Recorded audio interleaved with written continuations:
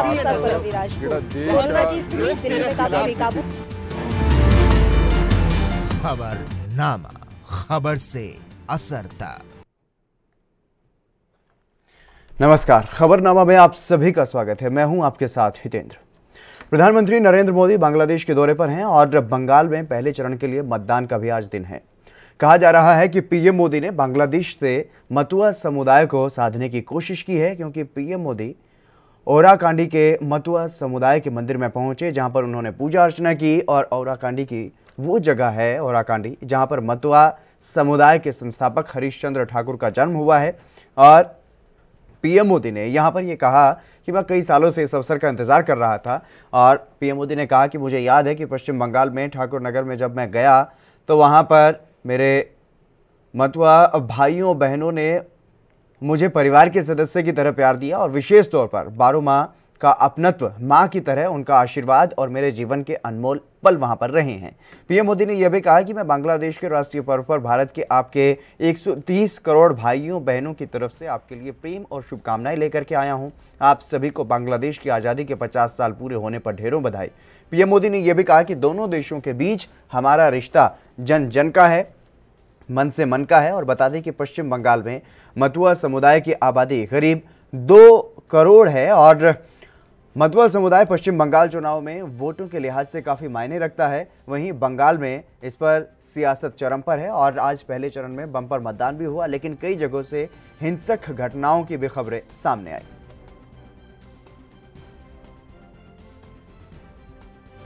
अभी मेरी यहां कुछ महानुभावों से बात हो रही थी तो उन्होंने कहा, किसने सोचा था कि भारत का प्रधानमंत्री कभी ओराकांडी आएगा।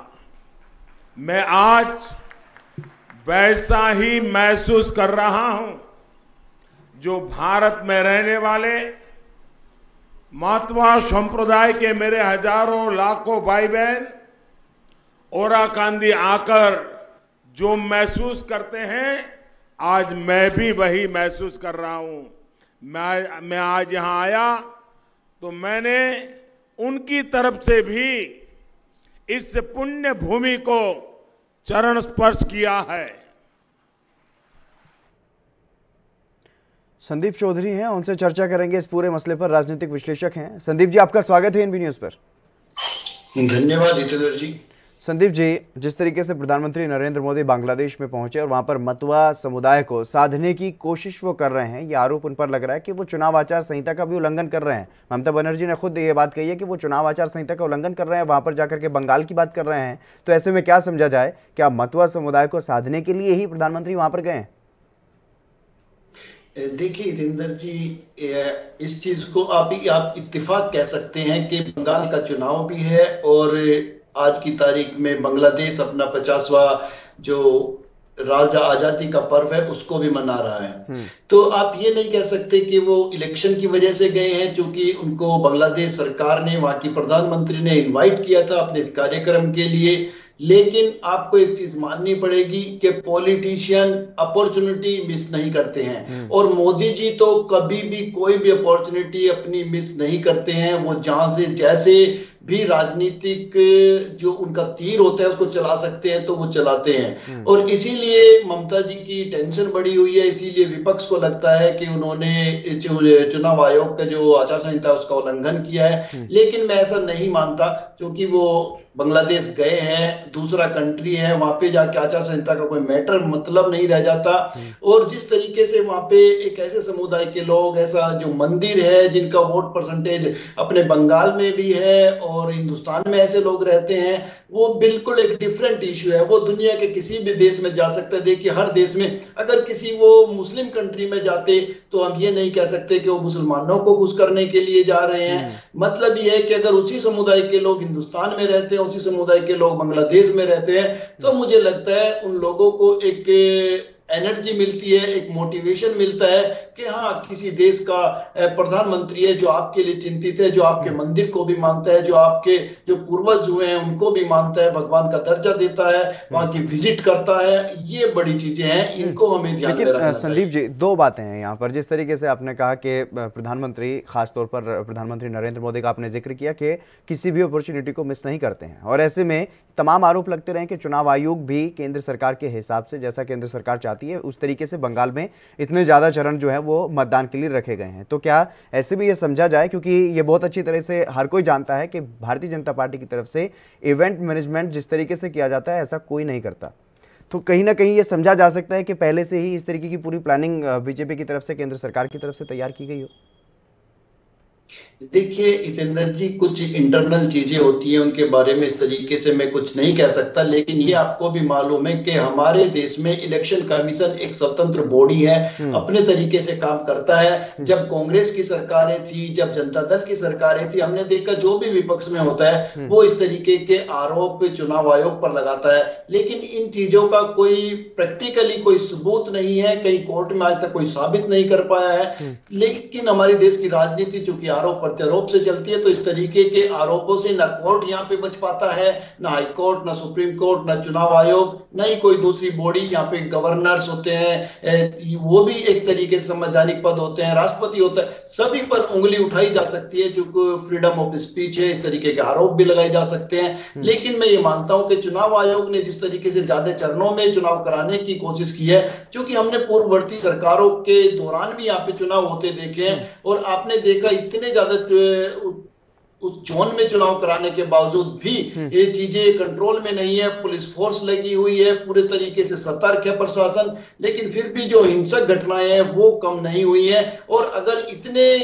कम उसमें आप नहीं कराते, थोड़े थोड़े जगह चुनाव नहीं कराते, तो मुझे लगता है चुनाव आयोग के लिए और ज्यादा मुश्किल हो जाता है। और हिंसक बिल्कुल संदीप जी इस मुद्दे पर चर्चा जारी रखेंगे, लेकिन फिलहाल वक्त एक छोटे से ब्रेक का, जल्द हाजिर होंगे।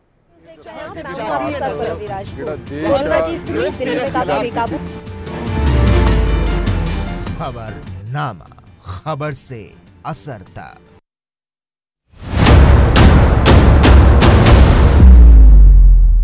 हक की बात दोपहर 12 बजे सिर्फ ANB न्यूज पर। क्या ये वही 4 साल पहले वाला उत्तर प्रदेश है? नहीं, ये है नए भारत का नया उत्तर प्रदेश। हर क्षेत्र में विकास को प्राथमिकता देते हुए आवास, बिजली, पानी, स्वास्थ्य, शौचालय, किसान कल्याण, शिक्षा, इंटरस्टेट कनेक्टिविटी, एक्सप्रेसवे, नए एयरपोर्ट सहित भविष्य की जरूरतों को ध्यान में रख इंफ्रास्ट्रक्चर के निर्माण पर जोर दिया और हर क्षेत्र में रिफॉर्म, परफॉर्म, ट्रांसफॉर्म की कार्यशैली से नए भारत के नए उत्तर प्रदेश के निर्माण का शंखनाद किया, जिससे आज उत्तर प्रदेश देश की दूसरी सबसे बड़ी अर्थव्यवस्था बन चुका है। प्रति व्यक्ति आय दोगुनी हुई है, साथ ही निष्पक्ष व पारदर्शी प्रक्रिया द्वारा युवाओं को रिकॉर्ड सरकारी नौकरियां दी गई। योगी सरकार ने पूरे विश्व में उत्तर प्रदेश को निवेशकों की पसंद एवं सांस्कृतिक पर्यटन का केंद्र बनाने के लिए विभिन्न आयोजनों की शुरुआत की। सबको समान अवसर मिल रहे हैं। उत्तर प्रदेश देश की सबसे बड़ी अर्थव्यवस्था बनने की ओर अग्रसर है। आने वाले वर्षों में उत्तर प्रदेश माननीय प्रधानमंत्री जी के विजन को साकार करते हुए एक भारत श्रेष्ठ भारत के निर्माण में मुख्य भूमिका निभाएगा। काम दमदार, योगी सरकार।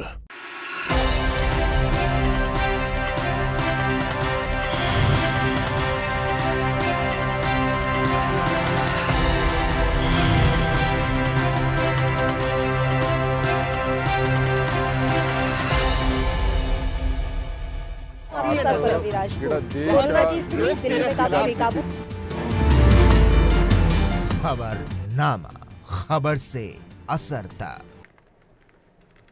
ब्रेक के बाद एक बार फिर से आप सभी का स्वागत है। हम चर्चा कर रहे थे, प्रधानमंत्री नरेंद्र मोदी बांग्लादेश के दौरे पर हैं और वहां मतुआ समुदाय से वो मिले हैं, जिसको लेकर के बंगाल के चुनाव में सियासी घमासान अब मचा हुआ है। संदीप चौधरी राजनीतिक विश्लेषक हमारे साथ जुड़े हुए हैं। संदीप जी, मैं ये जानना चाहता हूँ, क्योंकि जिस तरीके से आरोप तमाम लगते रहते हैं, ऐसे मौसम में, चुनावी मौसम में इस तरीके के आरोप लगते रहते हैं, लेकिन वाकई कितना फायदा भारतीय जनता पार्टी को इस बात का पहुंचने वाला है कि वहां पर जिस तरीके से मतुआ समुदाय के मंदिर में पहुंचे पीएम मोदी, उन लोगों को अपनत्व उन्होंने दिखाने की कोशिश की, उसका असर बंगाल में कितना, भारत में कितना? देखिए हितेंद्र जी, इसका फायदा चुनाव में पहुंचने की अगर बात है तो उसके बारे में अभी कहा जाना कुछ भी जल्दबाजी होगा। लेकिन एक चीज तो तय मान के चलिए कि जिस तरीके से भारतीय जनता पार्टी ने बंगाल के अंदर काम किया है, लोकसभा चुनाव के बाद उन्हें जो वहां पे तस्वीर दिखाई दी, लोकसभा में सीटें आने के बाद भारतीय जनता पार्टी को यकीन हो गया कि यहाँ पर हम अपनी पकड़ बना सकते हैं, और उसी टाइम से भारतीय जनता पार्टी ने वहां पे काम करना स्टार्ट किया, अपना बूथ लेवल पे संगठन मजबूत किया। उसके बाद इन्होंने वहां पे अपने मंडल में टीम बनाई, जिले में, प्रदेश में अपने संगठन को मजबूत किया।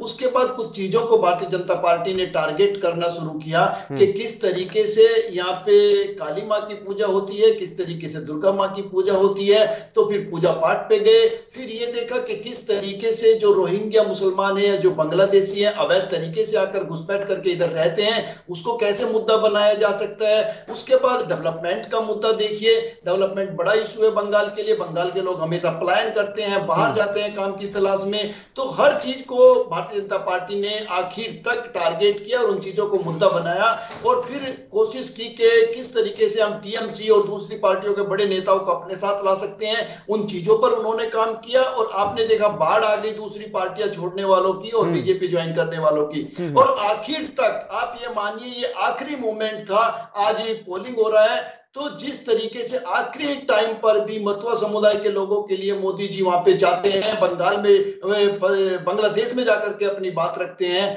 तो कहीं भी बीजेपी ने कोर कसर बाकी नहीं छोड़ी है। लेकिन इसका कितना असर होगा, ये रिजल्ट आने के बाद आपके और हमारे सबके सामने होगा।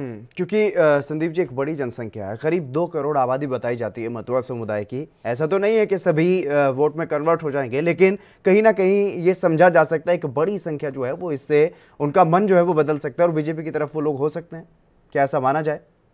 देखिए मैं आपको बता दूं, किसी भी समुदाय की बात हो, जब कोई इतना बड़ा पॉलिटिशियन उनको नोट करता है, उनके मंदिर में जाता है या उनके बारे में बात करता है, तो इन चीजों का फर्क पड़ता है। आपको मैं याद दिलाना चाहूंगा, जब उत्तर प्रदेश विधानसभा का चुनाव हो रहा था, पश्चिम उत्तर प्रदेश की जो बेल्ट जाटों से प्रभावित होती है, वहां आकर के योगी आदित्यनाथ ने कहा था कि जाटों जैसी कम्युनिटी नहीं है। अगर जाट नहीं होते तो मैं ये मानता हूं कि देश सुरक्षित नहीं होता, कि हर दिन आने वाली एक डेड बॉडी बॉर्डर से किसी न किसी जाट की होती है। तो इन तरीके के जब वक्तव्य निकल के आते हैं, बड़े पॉलिटिशियन बोलते हैं, तो उस कम्युनिटी के अंदर एक हलचल पैदा हो जाती है और वो अपनी तरफ उनको खींचने में कामयाब हो जाता है, जो कई बार वोट में कन्वर्ट हो जाता है। और मोदी जी तो इन चीजों के खिलाड़ी हैं। आपने देखा होगा, मोदी जी किसी भी स्टेट में जाते हैं तो वहां से अपनी कनेक्टिविटी जोड़ लेते हैं, वहां से अपना चाहे बचपन का हो, चाहे जवानी का हो, चाहे बुढ़ापे का हो, कोई ना कोई कनेक्शन निकाल लेते हैं। तो मैं मानता हूं कि इन चीजों का फर्क पड़ता है और लोगों का माइंड इनसे चेंज होता है। कई बार ये चीजें वोट बैंक भी बन जाती हैं। बिल्कुल, इस बात का भी जो आपने जिक्र किया कि हर चीज में कहीं ना कहीं अपनी कनेक्टिविटी जोड़ देते हैं, इसमें भी वो अपना जिक्र करते हुए नजर आए थे जब उन्होंने कहा कि बंगाल की आजादी के लिए मैं भी जेल गया हूं। उसका भी कोई फर्क पड़ेगा क्या चुनाव में? देखिए हितेंद्र जी, कुछ बातों से हंसी आ जाती है, लेकिन मोदी जी राजनीति के ही नहीं, वो बातों के भी जादूगर है, इस चीज में कोई दो राय नहीं है। और एक चाय वाला आदमी अगर किसी देश का प्रधानमंत्री बन सकता है तो ये अपने आप में एग्जाम्पल है। मुझे नहीं लगता दुनिया में कोई दूसरा ऐसा उदाहरण होगा। तो मोदी जी की बातों का किसी के पास कोई जवाब नहीं है, और मैंने बताया वो बातों के जादूगर हैं, उनकी हर बात का समाज में कहीं ना कहीं असर पड़ता है। आप दुनिया में ऐसा कोई प्रधानमंत्री या कोई नेता नहीं बता सकते जो पूरे देश से अपने थाली और तालियां बजवा दे। तो मोदी जी इस तरीके के जादूगर है, जब वो लोगों को सड़क पर लाना चाहते हैं तो लोग घरों से निकलकर सड़क पर आ सकते हैं, लोग छतों पर चढ़ सकते हैं। और इसी तरीके का जादू मेरे ख्याल से उन्होंने बंगाल में जाकर के बंगाल के लोगों का दिल जीतने में किया है और मतुआ समाज का भी दिल जीतने के लिए काम किया है। बिल्कुल संदीप जी, चर्चा इस पर जारी रहेगी, लेकिन फिलहाल यहाँ पर रुकेंगे एक छोटे से ब्रेक के लिए, जल्द हाजिर होंगे।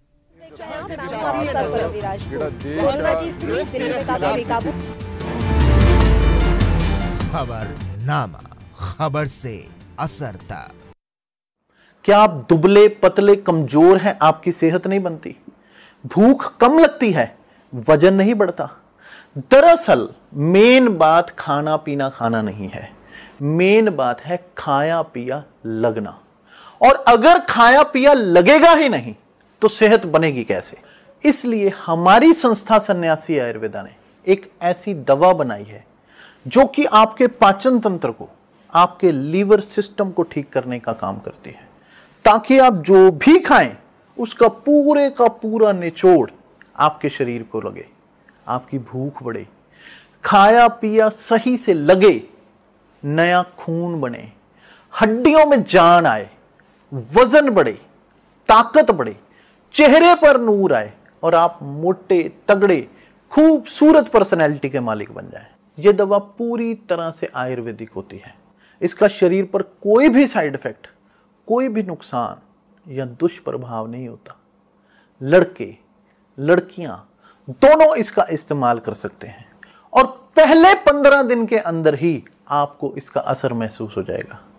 सिर्फ 650 रुपए की पूरे 1 महीने की दवा होती है और आप इसे घर बैठे 01145454545 पर फोन करके दवा मंगवा सकते हैं। गुरु नानक देव जी का 550वां प्रकाश पुरब शरदा भावना नाल मनाया। 70 ਲੱਖ ਸ਼ਰਧਾਲੂ ਪ੍ਰਕਾਸ਼ ਪੁਰਬ ਮਨਾਉਣ ਲਈ ਸੁਲਤਾਨਪੁਰ ਲੋਧੀ ਨਤਮਸਤਕ ਹੋਏ। ਕਰਤਾਰਪੁਰ ਲਾਂਘੇ ਦਾ ਉਦਘਾਟਨ ਕਰਕੇ ਸਿੱਖ ਸੰਗਤਾਂ ਨੂੰ ਸ੍ਰੀ ਦਰਬਾਰ ਸਾਹਿਬ ਕਰਤਾਰਪੁਰ ਦੇ ਖੁੱਲੇ ਦਰਸ਼ਨ ਦੀਦਾਰ ਕਰਵਾਏ। 4 ਵਰਿਆਂ ਤੋਂ ਪੰਜਾਬੀਆਂ ਦੀਆਂ ਧਾਰਮਿਕ ਭਾਵਨਾਵਾਂ ਦਾ ਖਿਆਲ ਰੱਖ ਰਹੀ ਪੰਜਾਬ ਸਰਕਾਰ।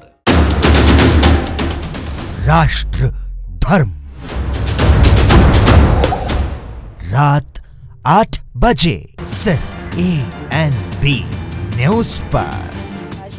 माओवादी स्थिति दिल्ली में काफी बेकाबू। खबरनामा, खबर से असर तक।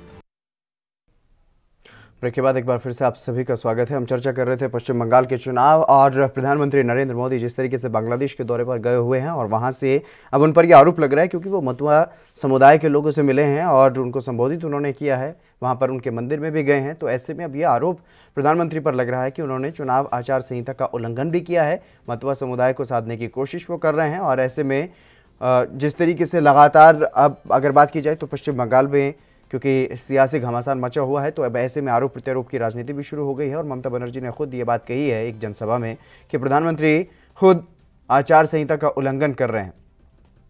लेकिन अब ये देखने वाली बात होगी कि कितना मतुआ समुदाय को साधने में सफल रह पाएंगे प्रधानमंत्री नरेंद्र मोदी और इसका क्या कुछ फ़ायदा भारतीय जनता पार्टी को पश्चिम बंगाल में हो पाएगा। लेकिन सियासी उफान जो है वो पश्चिम बंगाल में फिलहाल देखने को मिल रहा है। भले ही भारत के प्रधानमंत्री बांग्लादेश के दौरे पर गए हों, उनके वहाँ पर उन्होंने जिस तरीके से बांग्लादेश की अगर बात की जाए तो वहाँ पर मतुआ समुदाय से उन्होंने बातचीत की है। और ऐसे में ये कहा जा रहा है कि बंगाल में करीब 2 करोड़ लोग ऐसे हैं जो मतुआ समुदाय से संबंधित हैं और इसका फ़र्क जो है वो साफ तौर पर वोट में भी देखने को मिलेगा। पश्चिम बंगाल के चुनाव में मतदान में देखने को मिल सकता है और इसका फ़ायदा भारतीय जनता पार्टी को हो सकता है।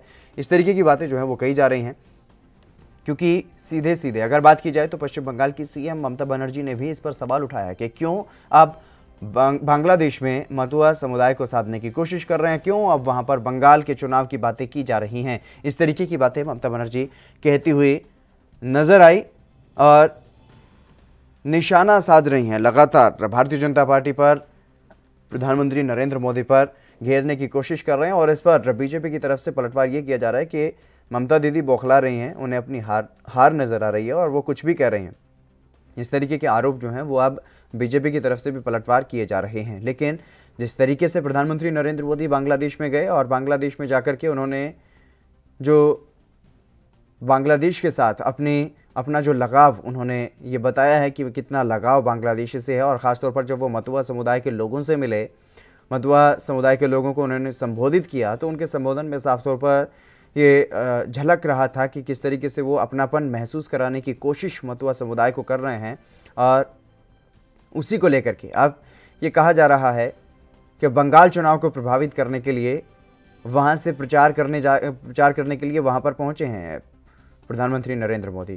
तो इस बात को लेकर के अब नाराज़गी जो है वो टीएमसी की तरफ से जाहिर की जा रही है। खुद सीएम ममता बनर्जी की अगर बात की जाए तो उन्होंने चुनाव आयोग का उल्लंघन करने का आरोप लगाया है कि इस तरीके से अगर आप बांग्लादेश में जाकर के मतुआ समुदाय के बीच और व्याख्यान बंगाल के चुनाव पर करते हैं तो इससे ये अपने आप में चुनाव आचार संहिता का उल्लंघन है।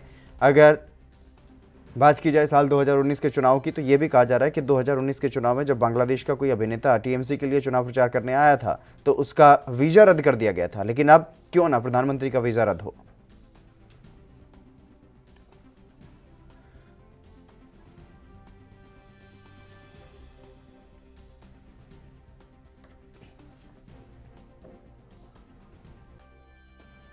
इस मुद्दे पर चर्चा करने के लिए भारतीय जनता पार्टी से कैप्टन आई सिंह हमारे साथ जुड़ गए हैं और टीएमसी से पीएस पांडे हमारे साथ जुड़ गए हैं। आप दोनों मेहमानों का स्वागत है एनबी न्यूज़ पर। कैप्टन आई सिंह जी, सबसे पहले मैं आपके पास आना चाहूँगा क्योंकि लगातार जिस तरीके से अगर बात की जाए प्रधानमंत्री नरेंद्र मोदी कोशिश कर रहे हैं बांग्लादेश में जाकर के बंगाल चुनाव को प्रभावित करने की कोशिश कर रहे हैं, ऐसा आरोप टीएमसी की तरफ से ममता बनर्जी ने खुद लगाया है कि वो चुनाव आचार संहिता का उल्लंघन कर रहे हैं, बांग्लादेश में बंगाल का जिक्र कर रहे हैं। क्या क्या जरूरत पड़ेगी बांग्लादेश में जाकर के वोट बटोरने की? कैप्टन आई सिंह जी, क्या आप मेरी आवाज सुन पा रहे हैं? चलिए जुड़ने की कोशिश करेंगे, लेकिन पीएस पांडे जी, आपको लगता है कि प्रधानमंत्री अगर बांग्लादेश में है तो उसका असर पश्चिम बंगाल में पड़ेगा, पश्चिम बंगाल के चुनाव पर पड़ेगा? सर जितेंद्र जी, सबसे पहले मैं आपका अभिवादन करता हूं, आपको प्रणाम करता हूं कि आपने मुझे जोड़ा जी। ये जहां तक बात है कि प्रधानमंत्री जी वहां गए हैं तो वो सिर्फ वोट की राजनीति के लिए ही गए हैं, वो कोई धर्म के पुजारी नहीं है, वो केवल वोट के पुजारी हैं। वो उनका पिछला रिकॉर्ड भी यही रहा है। तो जब यूपी में लोकसभा का चुनाव हो रहा था तो केदारधाम में खो में बैठे थे और नेपाल में जाकर के पशुपतिनाथ मंदिर में दर्शन कर रहे थे। तो ये केवल वोट की राजनीति करते हैं और ये वोट के पुजारी हैं। ममता बनर्जी ने सही कहा है, बिल्कुल सही कहा है कि वो वोट की मार्केटिंग करने के लिए गए हैं, उसमें कोई वो नहीं है, कोई दूसरा प्रश्न ही नहीं है। ये बात अलग है कि उसका इम्पैक्ट क्या पड़ेगा पश्चिम बंगाल पर, क्योंकि मतुआ समुदाय के लिए ममता बनर्जी ने बहुत कुछ किया है, इसलिए इनकी वो भी जो ये एजेंडा है, जो भी इन्होंने एक कदम उठाया है ये धर्म की चाल चल करके, ये भी नाकाम हो जाएगी। देखिएगा कितना तेजी से वोट पड़ रहा है वहां पर, और जितना ही वोट प्रतिशत बढ़ेगा टीएमसी की जीत सुनिश्चित बिल्कुल हो जाएगी। बिल्कुल। कैप्टन आई सिंह जी, क्या आप मेरी आवाज सुन पा रहे हैं? कैप्टन आई सिंह जी अभी भी हमारे साथ शायद नहीं जुड़ पा रहे हैं। और पीएस पांडे जी, क्योंकि जिस तरीके से ममता बनर्जी की तरफ से ये आरोप लगाया गया है, ये आपको क्या लगता है ये सही आरोप है जो उन्होंने लगाया, या फिर चुनावी एक बयान कहा जा सकता है इसको कि वो वहां जाकर के बंगाल के चुनाव को प्रभावित कर रहे हैं, चुनाव आचार संहिता का उल्लंघन कर रहे हैं? सर ये उन्होंने जो कहा है 101% सही बात कही है। और ये वहां पर जाकर के बंगाल की बात करना, मतुआ समुदाय के बीच में हरिचंद ठाकुर के मंदिर जाकर के ये दिखाना कि हम आपके पक्ष से हैं।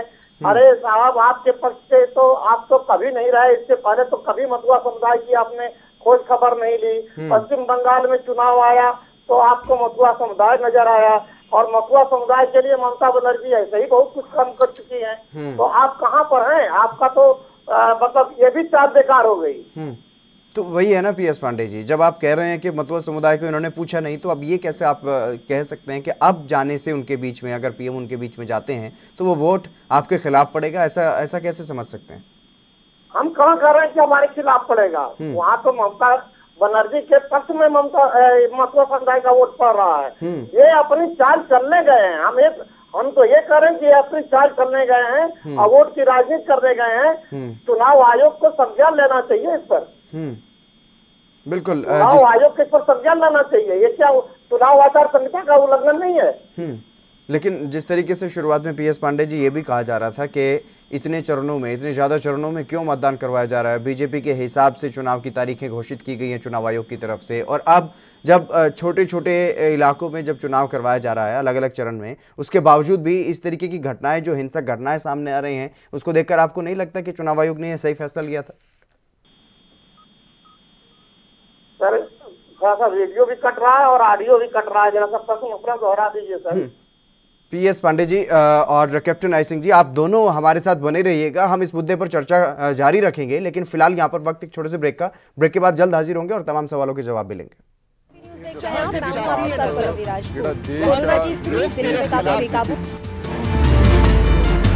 खबरनामा, खबर से असर तक।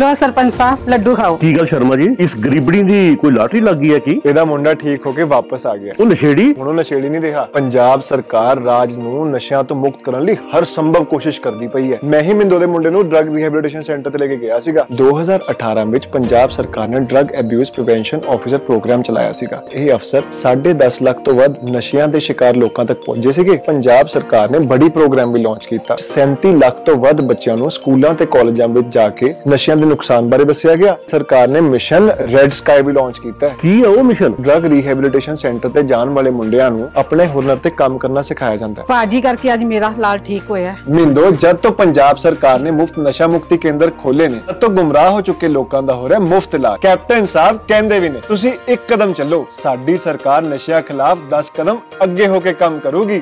आओ पंजाब नूं नशे तो मुक्त करन लई सारे रल के हिम्मत करिए ते एक नवे पंजाब दा निर्माण करिए। नवा नरोया पंजाब। क्या आप दुबले पतले कमजोर हैं? आपकी सेहत नहीं बनती, भूख कम लगती है, वजन नहीं बढ़ता? दरअसल मेन बात खाना पीना खाना नहीं है, मेन बात है खाया पिया लगना। और अगर खाया पिया लगेगा ही नहीं तो सेहत बनेगी कैसे?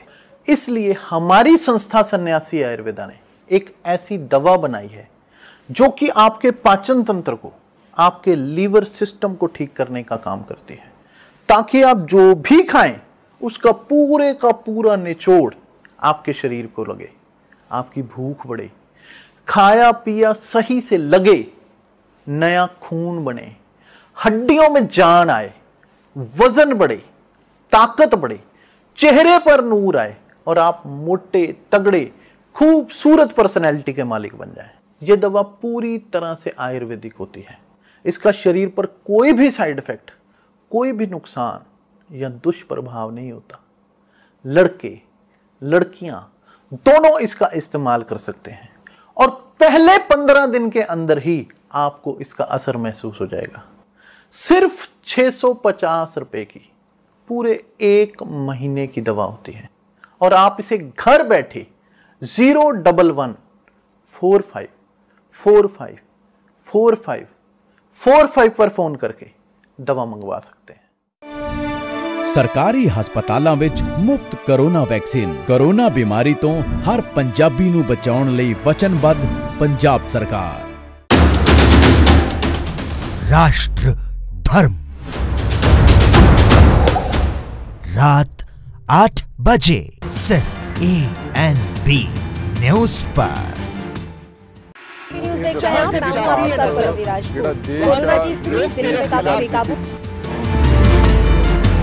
खबरनामा, खबर से असर तक।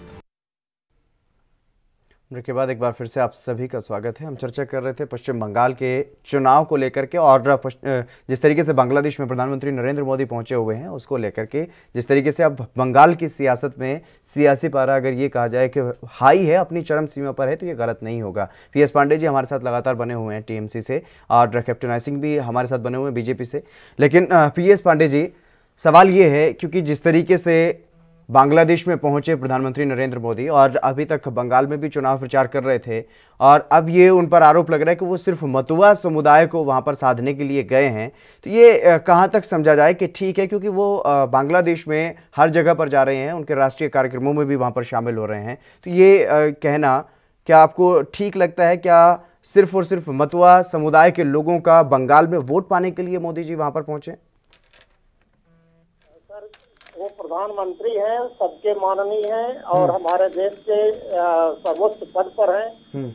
और इस समय ये समय काल ऐसा है जब पश्चिम बंगाल में चुनाव है। आज 27 तारीख को प्रथम चरण का चुनाव हो रहा है और आज के वो वहाँ पर 2 दिवसीय दौरे पर अपने हैं। ये केवल और केवल वहाँ पर ये सिर्फ वोट की राजनीति करने के लिए गए हैं। सर, मैं आपको बिल्कुल डंके की चोट पर कह सकता हूँ कि ना तो कोई मंदिर की बात है इसमें, ना कोई मस्जिद की बात है, ना कोई धर्म की बात है। ये केवल कैसे इनके सारे एजेंडे पश्चिम बंगाल में फैल हुए। जब इन्होंने खेला होवे पर चले गए, विकास होवे पर चले गए, उसके बाद फिर इनको लगा कि अब तो ये सब कोई कुछ भी नहीं चल पा रहा है, तो चलो हम अब संप्रदाय बांटते हैं, वर्ग बांटते हैं। अब मतुआ वर्ग के बारे में सोचने लगे कि इसका बहुत अच्छा अवसर आया और वहाँ चलो बांग्लादेश में वहाँ से मतुआ समुदाय का कनेक्शन है, हमको वोट में 2 करोड़ वोट का हमको बेनिफिट हो जाएगा। लेकिन सर, ऐसा होने नहीं जा रहा। पहला नंबर कारण उसका ये है कि ममता बनर्जी ने मतुआ समुदाय के लिए बहुत काम किया है। दूसरा, वहाँ पर ये इनकी बातों को पूरी तरीके से पश्चिम बंगाल की जनता दूसरे अन्य प्रदेशों की जनता से थोड़ा सा भिन्न है। वो सब समझ गई इनके झूठ को कि इनकी कथनी और करने में क्या क्या फर्क है।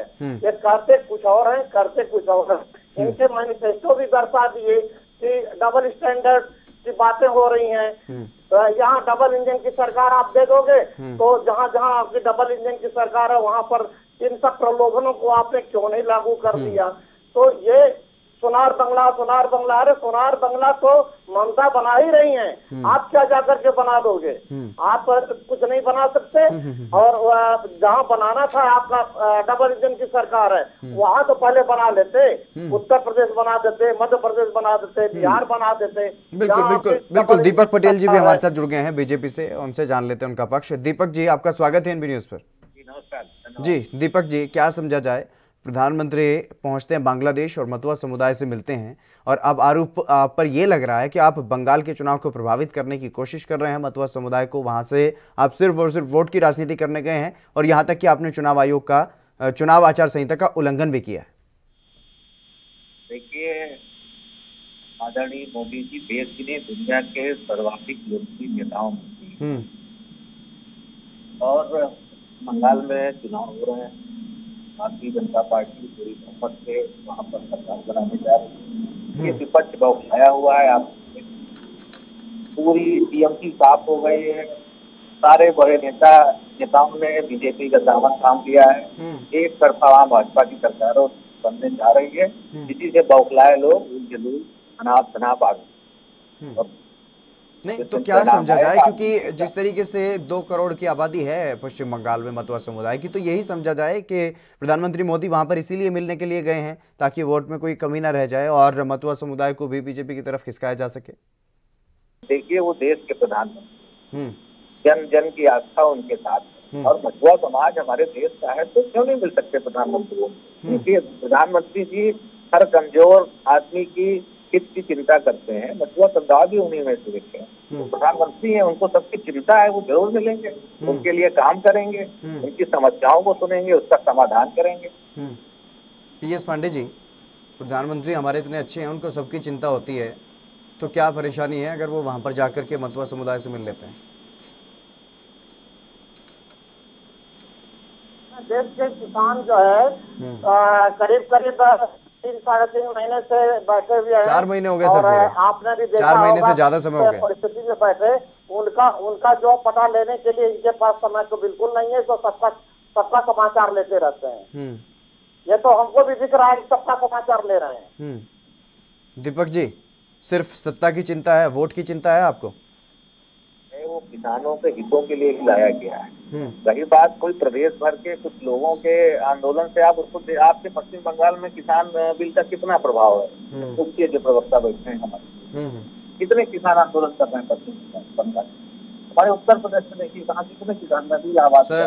दीपक जी वैसे अगर बात किसानों की कर ही रहे हो आप, तो फिर ये भी देख लीजिए, अगर दिल्ली में आप कह रहे हैं कि एक राज्य के, वैसे कई राज्यों के वहाँ पर किसान बैठे हैं, अगर एक के भी बैठे हैं तो क्या वो बंगाल के नहीं हो सकते? अगर वो बंगाल के नहीं किसी और राज्य के हैं तो प्रधानमंत्री के लिए वो किसान नहीं है, वो देश के नागरिक नहीं है, उनकी चिंता नहीं होनी चाहिए? अगर दूसरे देश में जाकर के आप किसी भी समुदाय से बात कर रहे हैं, वहां पर इस तरीके से अपनापन दिखा रहे हैं, तो क्या उनसे आप बात नहीं कर सकते? जो आंदोलन राजनीति से प्रेरित था, हमारे देश में बहुत बड़ी संख्या किसान भाई है और वो लोग समझ रहे हैं कि ये हमारे हित का कानून, नहीं तो किसान अगर निकल पड़ते तो करोड़ों की तादाद। लेकिन ये राजनीति से प्रेरित चंद लोग दूसरे राजनीतिक पार्टियां वो उठा रहे हैं, बाकी किसान से किसानों के हित में है, ये आम किसान जानता है। बिल्कुल। PS पांडे जी, अगर प्रधानमंत्री जाते हैं किसी भी समुदाय के बीच, विशेष रूप से उनका जैसा कि आप कह रहे हैं कि वोट बटोरने के लिए, तो वो राजनीति नहीं है, बल्कि अगर कोई आंदोलन करता है तो वो राजनीति से प्रेरित है, इस तरीके की बातें कर रहे हैं। नहीं सर, ये तो किसानों को अराजक बता दिए, किसानों को दलाल बता दिए, किसानों को आतंकवादी बता दिए और ये देशद्रोही बता दिए। केवल देशद्रोह की परिभाषा और राष्ट्र भक्त की परिभाषा अगर कोई किसी को लेना है तो इन्हीं के स्कूल से मिलेगा, दूसरे जगह से नहीं मिलेगा।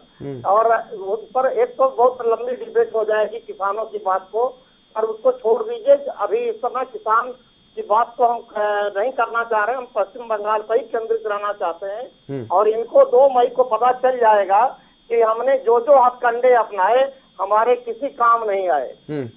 दीपक जी, चाहे आप किसी भी तरीके का डबल इंजन का वादा कर लें या फिर आप बांग्लादेश जाकर के मतुआ समुदाय को भी उनका भी वोट बटोरने की कोशिश कर लें, 2 मई को तो साफ हो जाएगा। ये TMC के जो प्रवक्ता हैं वो दावा कर रहे हैं कि आपकी सत्ता, आपकी सरकार बनने वाली नहीं है बंगाल में। पश्चिम बंगाल की जो गतिविधियां है वो आपका बड़ा नेटवर्क है, आपकी जानकारी है। पश्चिम बंगाल में ममता जी को पूरी TMC साफ हो, वहाँ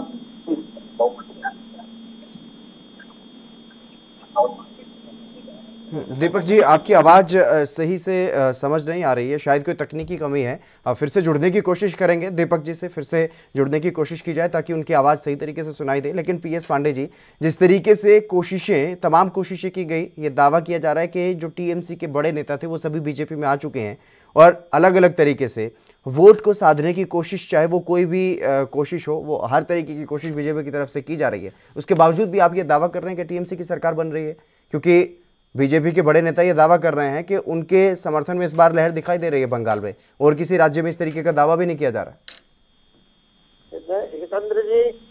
हितेंद्र जी, मैं आपके माध्यम से जो हमारे BJP के प्रवक्ता हैं उनके नाम तो हम नहीं जानते हैं, लेकिन दीपक पटेल, मैं सिर्फ 2 चीज उनसे पूछना चाहता हूँ।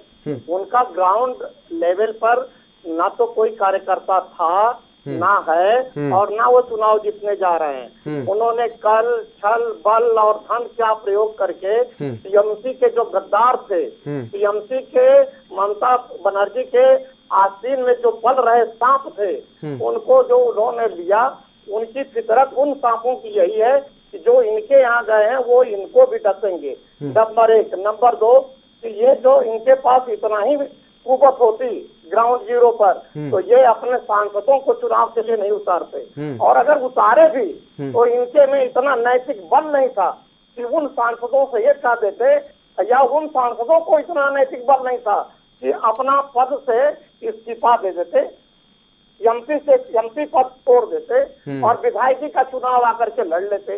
लेकिन विधायकी भी एक हाथ में चाहिए और एक हाथ में ये, ताकि अगर हम विधायकी से हार भी जाएं तो एमपी सीट हमारी बरकरार रहे। ये कहाँ का न्याय है सर, बताइए हमको। ये उसी दिन इनके यहाँ विद्रोह हो गया होता जिस दिन ये बाबुल सुप्रियो से कहते कि तुम यहाँ अब एमपी का सीट छोड़ो और वहाँ चलो चुनाव लड़ो। बाबुल सुप्रियो किनारा काट गया होता। ये स्वार्थी लोग हैं, इनके पास न वोट है और न इनके पास कोई कैंडिडेट है। दीपक जी, आपके पास न अपने कोई मजबूत कैंडिडेट है और ना आपके पास वोट है, फिर आप कैसे ये दावा कर रहे हैं कि इस बार परिवर्तन होने जा रहा है बंगाल में? एमपी तो खाली हो गई, कोई बचा? ममता दीदी की तो सारे बड़े तो आ गए, को आतुर है, इनकी अराजकता की कई की दबंग गई की डॉक्टर की हत्या करके सरकार बनाने के लिए हुआ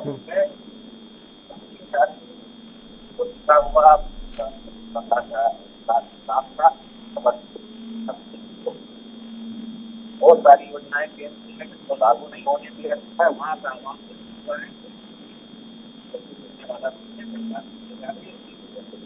दीपक जी से संपर्क सही तरीके से नहीं हो पा रहा है, कुछ तकनीकी कमी है। दीपक जी से बार बार हम संपर्क करने की कोशिश कर रहे हैं लेकिन संपर्क नहीं हो पा रहा है। लेकिन वो जो कह रहे थे, जितना मुझे समझ आया, पीएस पांडे जी वो ये दावा कर रहे हैं कि जो केंद्र की योजनाएं थी वो आपने बार बार लागू नहीं होने थी, उनमें अड़चनें लगाई, उसका लाभ बंगाल की जनता को नहीं मिलने दिया। जय श्री राम के नारों से भी आपके जो कहा जाए कि आपके नेता चिढ़ते हैं, या फिर खुद ममता बनर्जी भी कई जगहों पर इस तरीके से गुस्सा करते हुए दिखाई दी। तो इस चीज़ का भी असर कहीं ना कहीं पड़ेगा और इसका फायदा बीजेपी को मिलता हुआ दिखाई दे रहा है, ऐसा आपको नहीं लग रहा? सर मैं आपको एक बात स्पष्ट कर दे रहा हूँ कि एक तो इनके जय श्री राम का जो नारा है, जय श्री राम का नारा हम भी लगाते हैं, लेकिन सही शब्द जय श्री राम नहीं है, जय सिया राम है। जैसे शिव जो है बिना पार्वती के अधूरे हैं, उनको शिव नहीं 100 हो जाते हैं, उसी तरीके से ये लोग केवल जय श्री राम बोलते हैं, जय सिया राम बोलना चाहिए, नंबर 1। नंबर 2 कि जय श्री राम भी बोलने का बॉडी लैंग्वेज एक होता है जिससे लगता है कि आपका भक्ति भाव प्रदर्शित हो रहा है। इनके बोलने से तो भक्ति भाव प्रदर्शित होती नहीं, ये तो चिढ़ाने के उद्देश्य से। अरे किसको आप चिढ़ा रहे हो? प्रदेश के मुख्यमंत्री को या वहाँ की जनता को? प्रदेश के मुख्यमंत्री किसकी है? वो जनता की मुख्यमंत्री है वहाँ की जनता को आप चिढ़ा रहे हो। जय श्री राम अपने बॉडी लैंग्वेज को तो पहले बदलो। और दूसरी चीज ये है सर कि ये जय श्री राम का नारा वहाँ पर पूरी तरीके से फ्लॉप है और अब इनको दूसरा कोई सहारा नहीं मिला था। आप हर चीज पर इनको देख लीजिए, ये इनको तौलते हुए आप किन किन मुद्दों पर देखेंगे, ये मुद्दे की बात कभी नहीं करते, केवल एजेंडा से हट करके बात करेंगे और जीत करके पूरे चुनाव, चाहे वो बंगाल का चुनाव हो चाहे कहीं का भी चुनाव हो, ये हिंदू मुसलमान और चाइना पाकिस्तान और आपस में ही लड़ाने की बात। अगर कहीं पंचायत का चुनाव आ गया यूपी में, यहाँ पर लड़ा देंगे वो धर्म से धर्म को और जात से जात को। तो इनकी राजनीति केवल बांटने की है। बिल्कुल पीएस पांडे जी, बहुत शुक्रिया आपका इस चर्चा में जुड़ने के लिए हमारे साथ और तमाम महत्वपूर्ण मुद्दों पर चर्चा करने के लिए। लेकिन बंगाल में जो सियासी पारा है वो हाई है और इस बीच सीधे रुक करेंगे उत्तर प्रदेश के मुख्यमंत्री योगी आदित्यनाथ क्या कुछ कह रहे हैं, वो आपको सुनवाते हैं।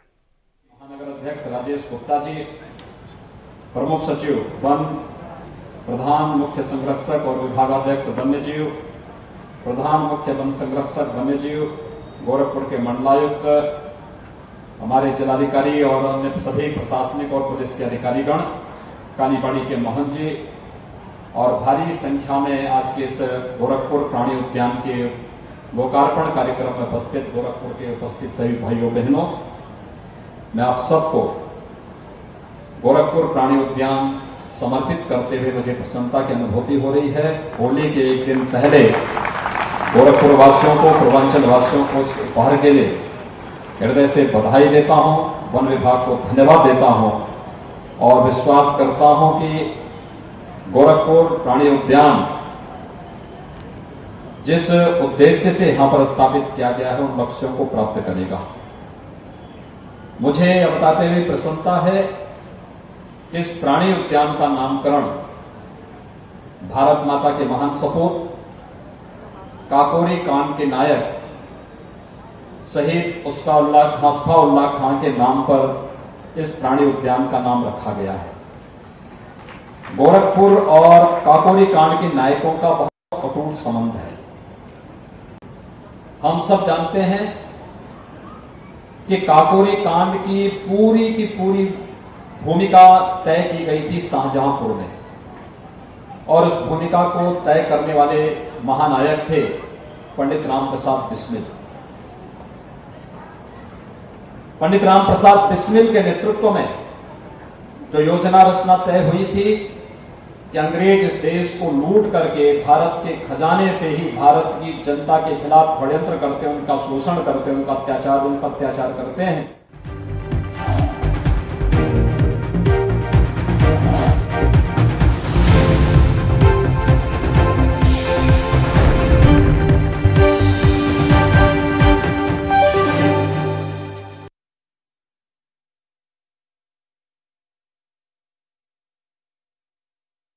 क्या आप दुबले पतले कमजोर हैं? आपकी